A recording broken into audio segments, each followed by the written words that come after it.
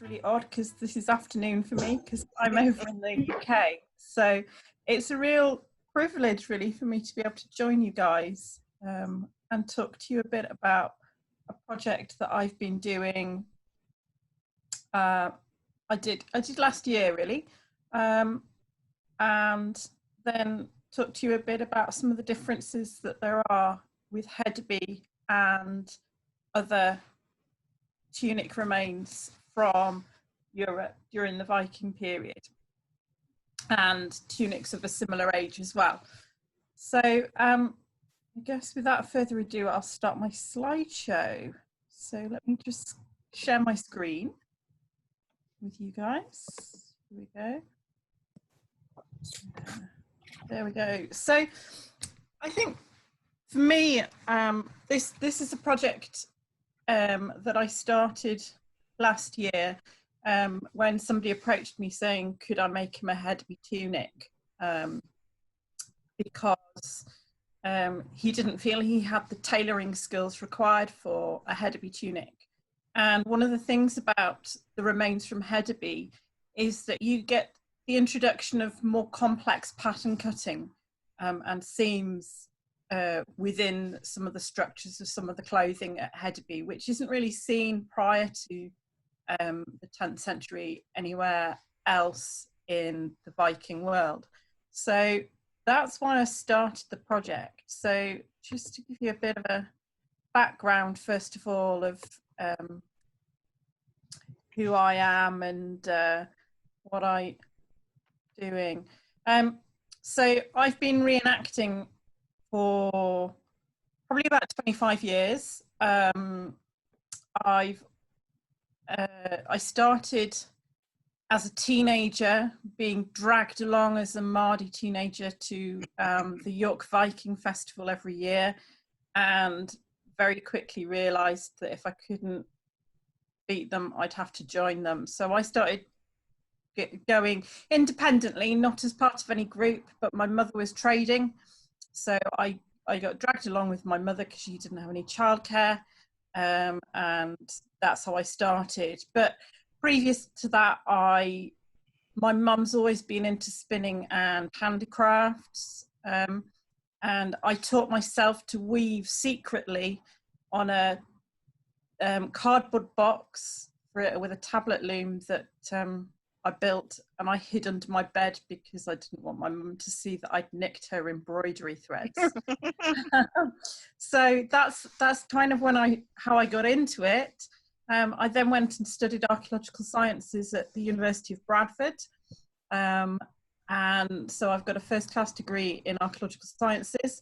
I then started a PhD but lost my funding, and decided that the work I was doing in a bookstore was more interesting than my PhD, so gave up my PhD because I needed the money to live, basically. But I've got an academic background as well as the practical background of reenactment. Over the years, as some of the photos you can see, the one on the left-hand side, top left-hand side, is the oldest photo I could find of me, which is probably when I was about 17 or 18. And I built a Viking house. I then joined Regia Anglorum, and I've been a member of them for probably about 18 years, with a short gap in that time frame. But yeah, I've been doing it a long time anyway. And as you can see, I've done Osberg reconstructions, I've learnt to sail, I've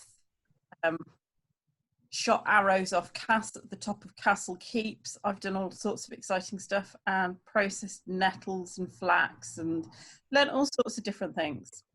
3 years ago, the Viking market, and I'm sure some of you have heard of Tillman beads and possibly Curious Works, but the Viking market in York decided that they didn't want those two traders, and so an independent market was formed, the York Viking market, which was set up to support specialist traders who produce finds based pretty much exclusively on archaeological remains. So the quality of their goods is exceptional, and it is a real artisan market that is going on. Sorry, my sister's just decided to try and phone me. Really unfortunate, sorry.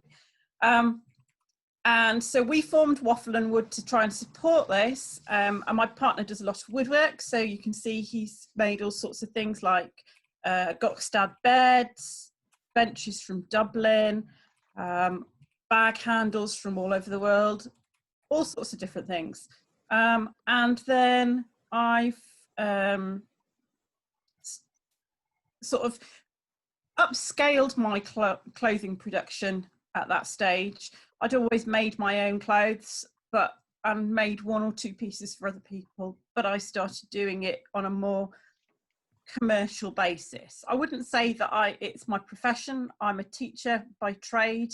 I've recently recovered from surgery from a brain tumour, so I'm not back teaching yet, but I'm still working in education, and that's my background. So I know a lot of you also know the monthly Viking clothing sew-along project on Facebook, which we're nearly at 1,000 members. So every month, as part of our business, I put sew-along instructions with photographs for a different item of clothing. And because I'm a very democratic kind of person, there's a poll every month as to what people would like me to make. So some things are very hard, some things are very simple. So this month was a cloak, which is very simple. Next month will be a wraparound coat. And so we're making all sorts of different things. But it's now getting to the stage where everybody should have instructions to make basic clothing, whether they're male or female, to start their kit, or their garb, as you guys tend to call it, I think. So the Hedeby Tunic, in the picture on the screen, is the tunic that I made as the commission. And I looked first of all at the work of Anna Norgard and Inga Haag, who identified various fragments from Hedeby as being from a tunic, and then looked at the work of Tom Yerso and Hilda Thrunham, who are both amazing people. And if you ever get the chance to meet them and chat with them, they are both just delightful people who it is so lovely to meet and talk to, and they share their knowledge so wonderfully well. They are really, really great people. I cannot emphasize enough how much they've helped me, how much they've influenced me, and just what lovely people they are. They've both done research on these fragments as well. They've come up with different reconstructions from what I have done, but we've worked in a kind of collaborative way. We've shared ideas, we talk to each other via social media on a fairly regular basis, sharing ideas, and then I was lucky enough to meet both of them in Copenhagen 2 years ago and share ideas with them as well. But they formed the basis. So if you look at that tunic, and please, if I'm talking too fast or going, please put your hand up, or if you've got questions, do feel free to put your hand up using the hand icon that there is in Zoom, and I will try and answer questions as we go along. You'll notice straight away that there are seams on this tunic reconstruction that are very different from what you'd normally expect to see. So the princess seams, as they're known in dressmaking, the curved seams on the front of the garment are really, really the thing that stands out to me in particular. But when we look at the fragments a little bit more closely in a moment, you'll see that there are other differences as well. So the construction of the arms is very different, And the other thing that you'll notice is there's a seam right across the middle of the tunic, and the skirt and the top of the tunic are made as two separate pieces, which is very different from what we expect as basic tunics from our period. And there are, the other one that has got this separate waistline is the Viborg shirt from Denmark, where again you've got a body and a skirt that's separate. So maybe that's something that we need to reconsider a little in terms of tunic construction from the Viking period and the Viking world. But most tunics prior to that were a T-shape, based on a T-shape, with gauze at the side just put in, as you can see on the right hand side. So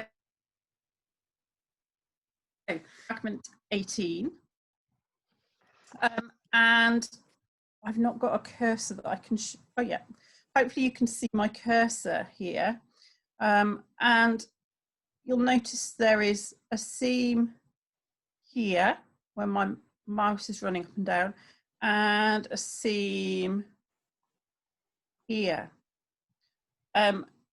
It's not one whole fragment here. This is the front side of the fragment. This is the back side of the fragment. It's a slightly confusing illustration from that point of view, but it's both sides of the fabric. So sorry, did you have a question? No, sorry. No, sorry, no, that's fine. And as you can see,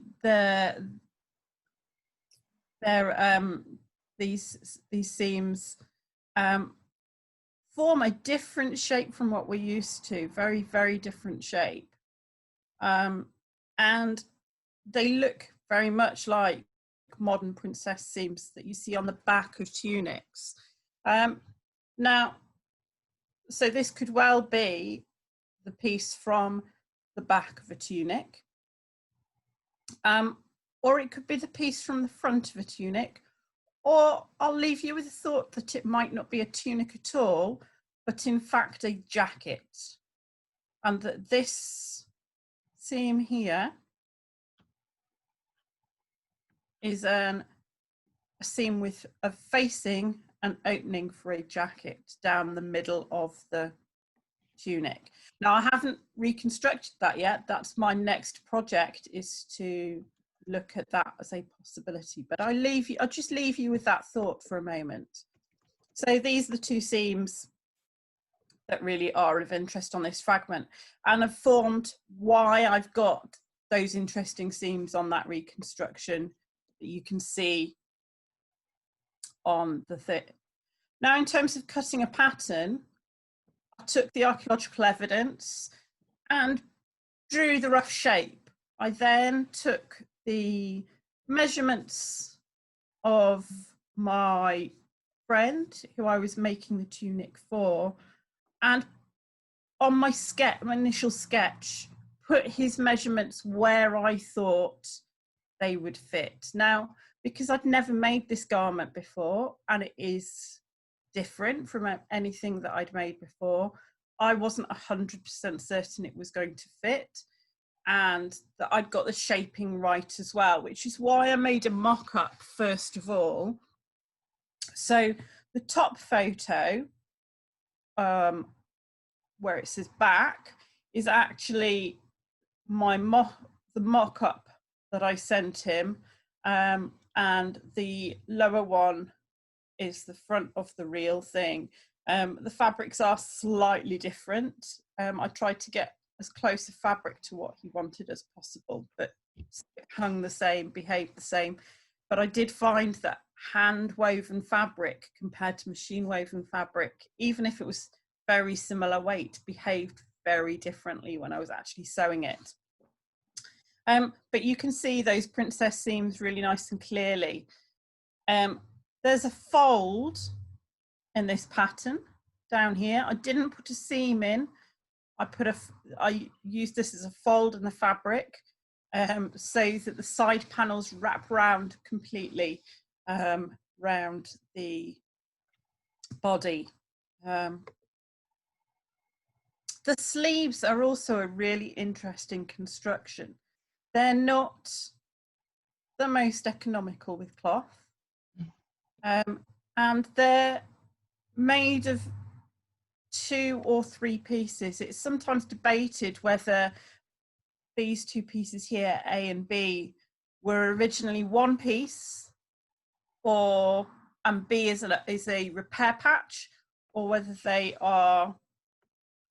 were made initially as 2 pieces. It's been debated back and forth amongst various people. I had a really interesting discussion in Copenhagen about the sleeve and whether it was a patch, that piece B is a patch or not.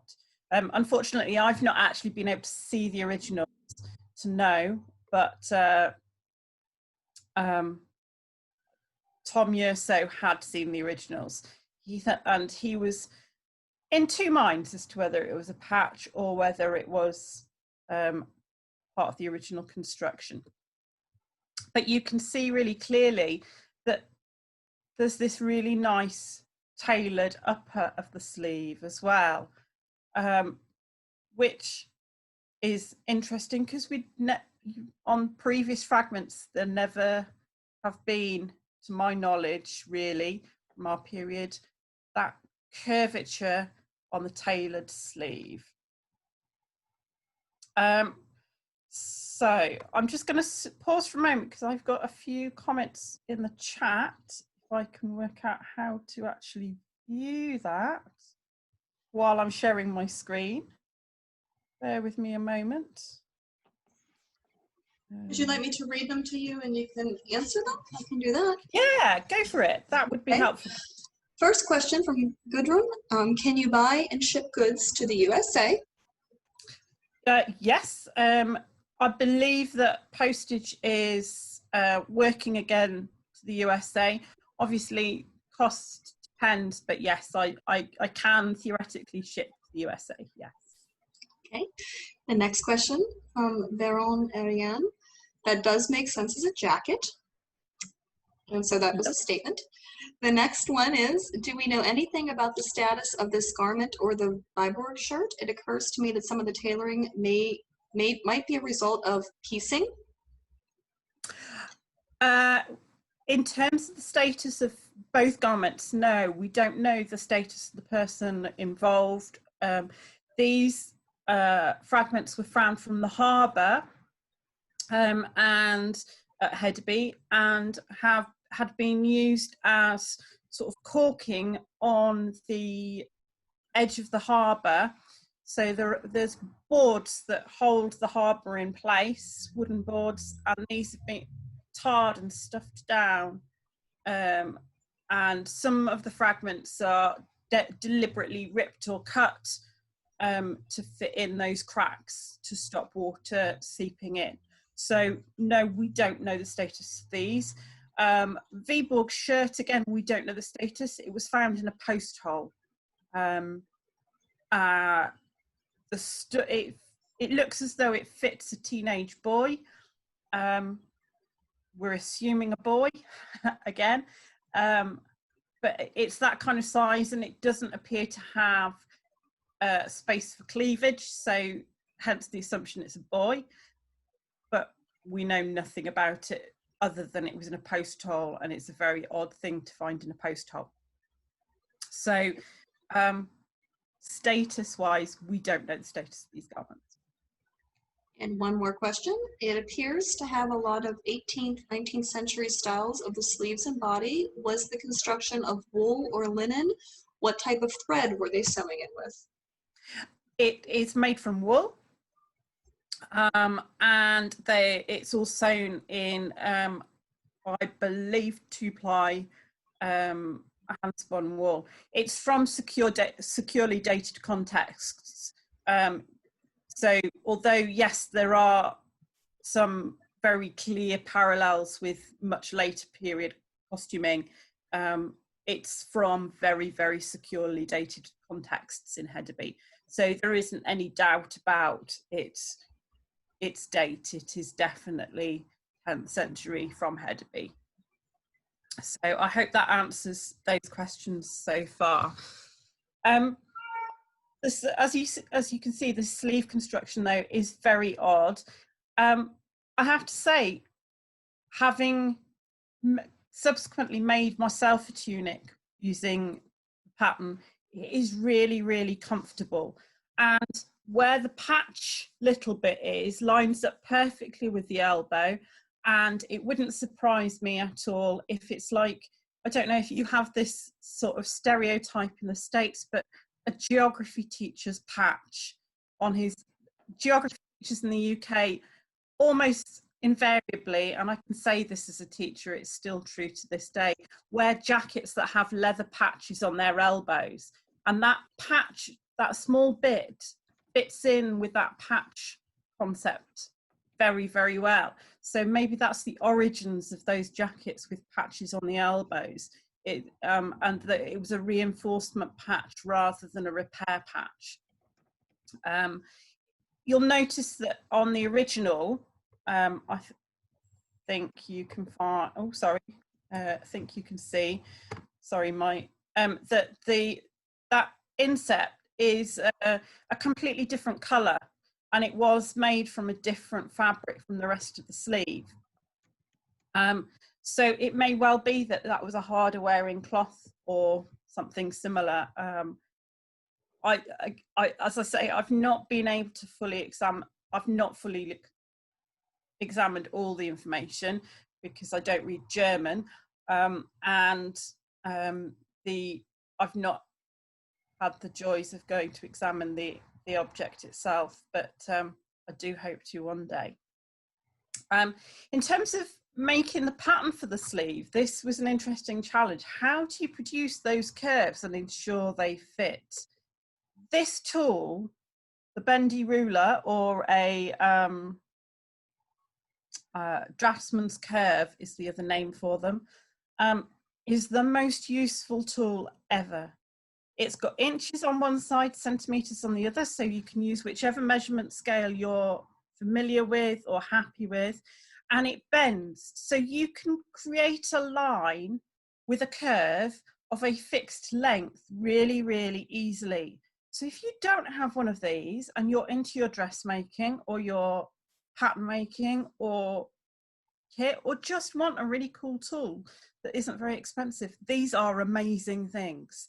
I cannot emphasize how much these have revolutionized my kit making and clothes making in general. They are wonderful, wonderful tools. You can get them from Amazon or other suppliers really, really easily. And I guess they cost probably between $5 and $10. I don't know for sure the cost of them in the States, but in the UK, they're that sort of price in the UK, so they're not expensive. And this is just making sure that I was happy with my sleeve pattern, and you can see how I've got the curves there, and I used my bendy ruler to create that curve. In terms of the measurements, I took, because I didn't know exactly how the sleeve was going to fit in to the pattern, I took the length of the sleeve up to the bottom of the curve as being the arm length when I was taking measurements in terms of making this, to make sure that it was going to be long enough to make it fit. So here you go. Apologies for my foot in that photograph. I'm not the world's greatest photographer yet, I'm afraid. But you can see the sleeve now here from different angles. This is the reverse actually of what was found. So this is where the patch bit was here. And I didn't, on my initial mock-up, which this one is, I didn't put in separate patches. I wanted to see how the general construction worked. But those sleeves, although they're not the most economical with fabric, are really, really comfortable. And also that panel that's in the lower part of the sleeve and covers the elbow is also really replaceable. So it's the area that you probably get the most wear on the sleeves in garments, and you can just take that out really easily and put another one in without too much hassle, without having to replace your whole garment. So that's another reason that it might be that why the sleeves are constructed that way. So that's a really poor photo, I apologise, but you can see how I set that sleeve into the body, I hope, just to check. And I sewed it perhaps not in the most logical order to begin with, insofar as subsequently I've made the whole body first, but I only did one panel of the front, the side and the back and put a sleeve in because I wanted to see how it worked, to make sure that my sizes were looking okay and that my sleeve head did fit in the gap properly. And then I went on and made the rest of it, and this is the trial part. So I didn't bother with the skirt on the dummy run because I wanted to make sure that his body fitted.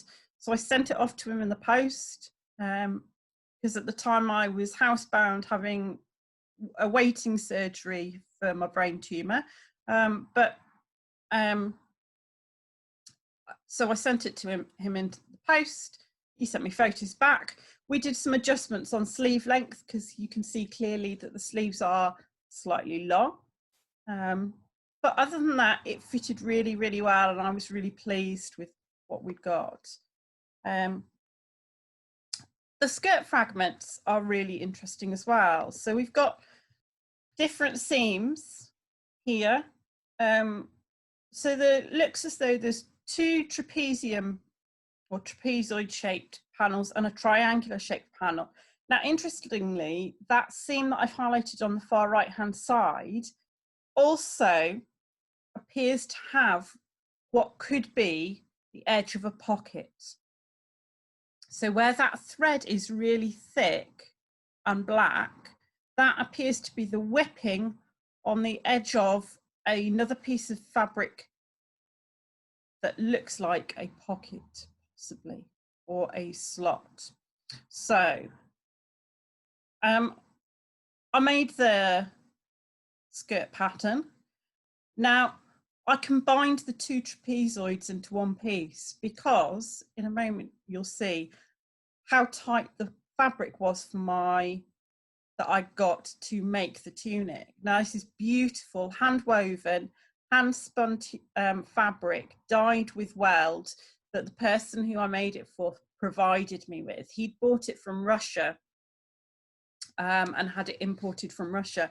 But so there wasn't a chance to get any more of this fabric. That was all I had. And actually an extra 1.5 inch seam allowances was going to make an awful lot of difference in whether I could actually fit all the pattern pieces onto the cloth or not. So I didn't, on the initial construction, stick quite correctly to the skirt, but that was my reasoning. But you can see it was a very tight fit to fit everything on.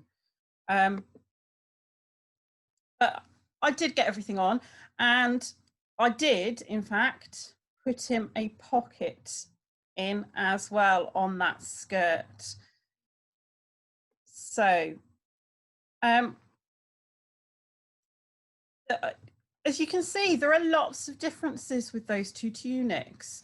I don't know how I'm doing for time actually, but the tunics themselves, as you can see, as I hopefully have shown you through talking through the process, really, they've got those big differences. They haven't got the standard big gauze going up the sides. It's little gauze in the skirt.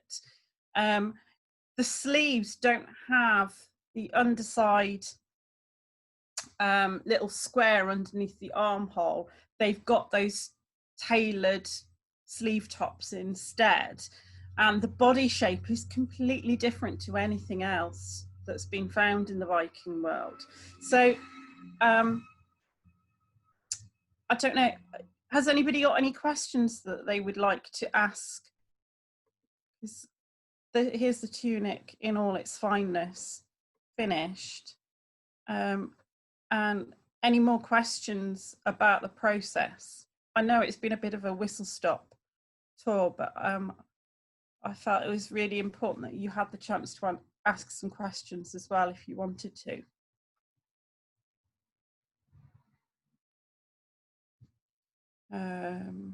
Now then.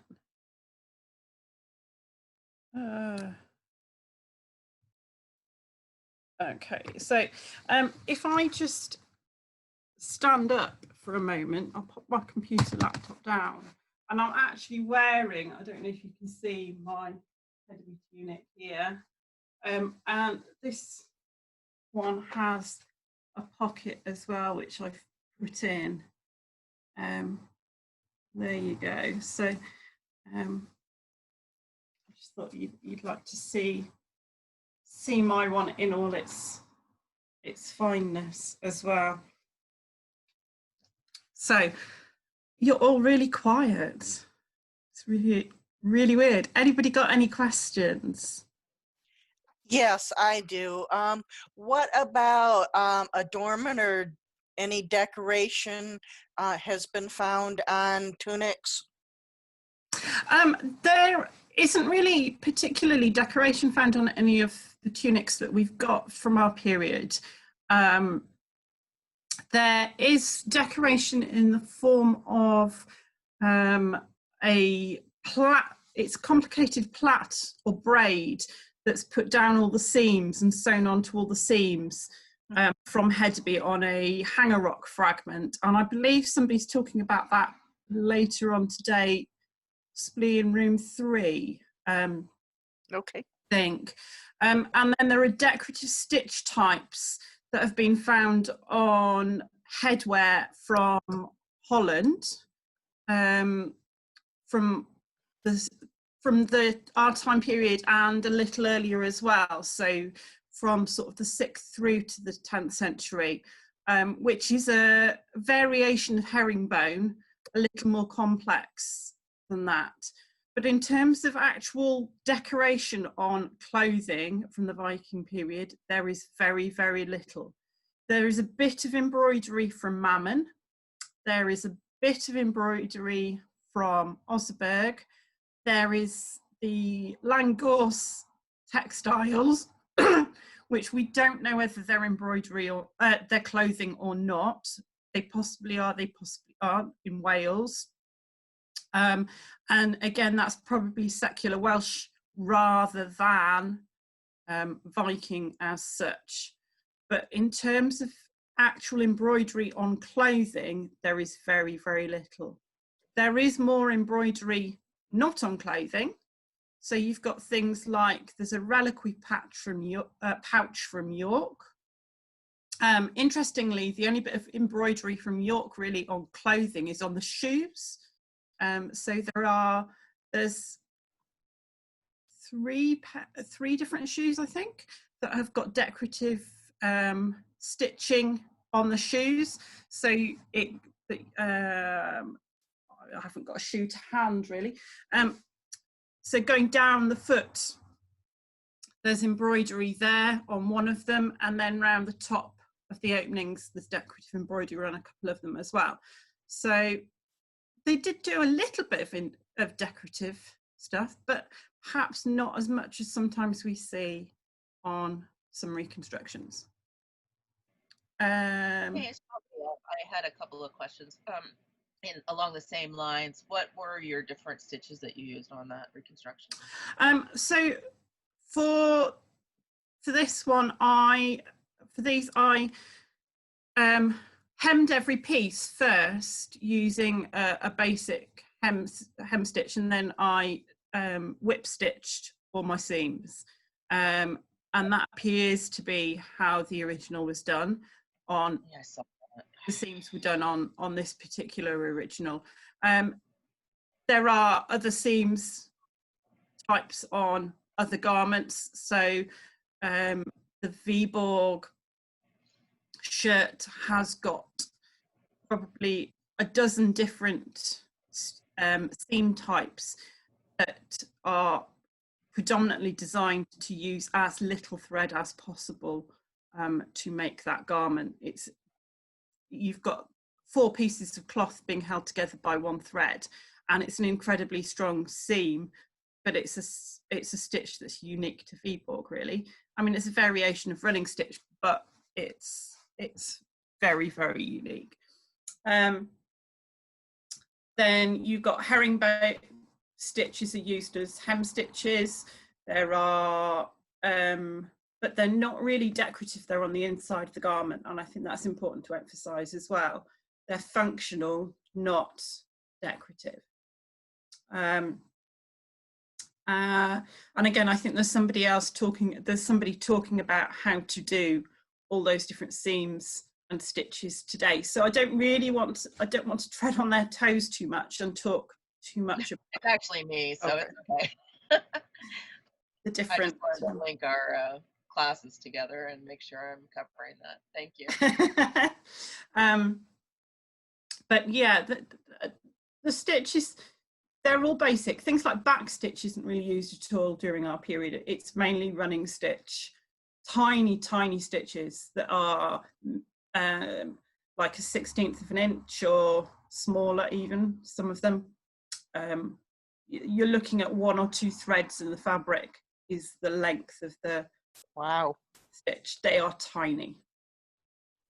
So for instance, when I did a Viborg shirt reconstruction, which is made out of linen, I don't know if you're familiar with it, but it's got dashes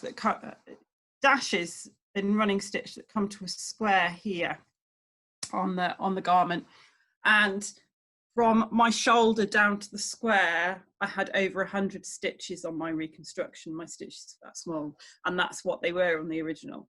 They're tiny. So, yeah, they do look. It does look quite machine stitched, but it's not. I'm just checking what I've missed in the chat to see if I've missed anything, because while I'm sharing the screen I can't see the chat, which is slightly frustrating. But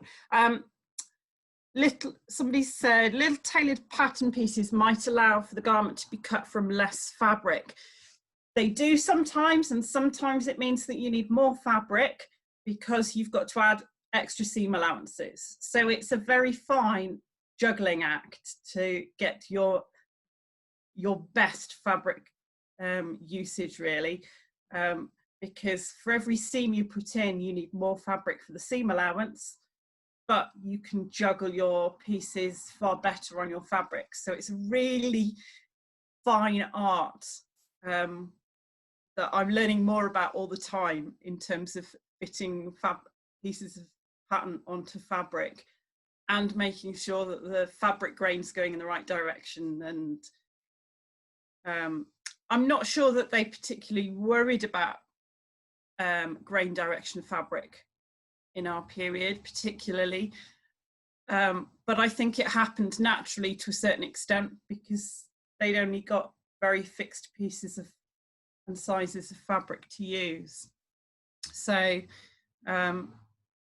yeah, so my next project, as I said, was to do an interpretation of those pieces as a jacket that opens up down the front, a bit like a caftan, rather than a tunic that's closed at the front. And I'll be really interested to see what people think of that as an interpretation in a few months' time when I've done it. Somebody's just said, is the wool fulled? No, it's not fulled. There's very little evidence of anything other than really light fulling in our period, in the Viking period. Fulled wool, from my understanding, comes in and about, or properly fulled wool comes in and about the 12th century as far as we're aware. Is the body a 5-piece or a 7-piece pattern? It's a 5-piece pattern. Hopefully, if I just stand up, so I've got 1 piece here, 1 piece here, 2 side pieces that come round, well, 1 piece this side and 1 piece this side. So that's the 4 pieces, and the 5th one is the back. So hopefully you can see that nice and clearly. Any other questions for me? No? Okay. Well, it's been a real pleasure to be able to talk to you guys. I hope you've learnt something from it. Oh, somebody's just asked, how do I finish necklines? That's a very good question. It depends. It depends from garment to garment how I finish necklines, to be honest. On this Hedeby one, because I've got this seam running all the way down, and I'd finished all my pieces off, and perhaps you can, I don't know if the light's good enough to be able to see, I'd finished off all the seam, each piece I did all the way around. So actually, with this particular neckline, I just left it because it was already hemmed and already, so sometimes I put a facing on, sometimes I don't.